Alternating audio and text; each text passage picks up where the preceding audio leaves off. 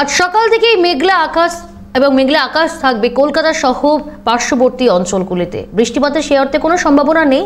আরো বিস্তারিত প্রতিবেদন তুলে ধরেছে প্রতিনিধি শুভজিৎ। বসন্তের আগমনের সাথে সাথে শহর কলকাতার আবহাওয়া কিছুটা হলেও শুষ্ক হচ্ছে, যেটা জানাচ্ছে আলিপুর আবহাওয়া দপ্তর।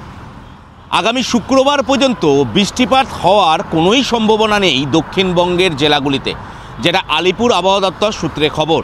একই সঙ্গে উত্তরবঙ্গের ক্ষেত্রে কিছুটা হলেও তাপমাত্রা স্বাভাবিক যে ছন্দ সেই ছন্দে থাকবে এবং উত্তর পূর্ব হাওয়া ইতিমধ্যে বইতে শুরু করেছে, যে কারণে আবহাওয়া কিছুটা হলেও শুষ্ক হবে শহর কলকাতার। কিন্তু তাপমাত্রা এই মুহূর্তে 31 ডিগ্রির ঘরেই থাকবে বলে জানাচ্ছে আলিপুর আবহাওয়া দপ্তর এবং সর্বনিম্ন তাপমাত্রা রাতের দিকে কিছুটা হলেও তাপমাত্রা কমবে এবং সর্বনিম্ন তাপমাত্রা 21 ডিগ্রির ঘরে পৌঁছবে। এই মুহূর্তে বৃষ্টিপাত হওয়ার যে সম্ভাবনা তা কিন্তু থাকছে না, অর্থাৎ নতুন করে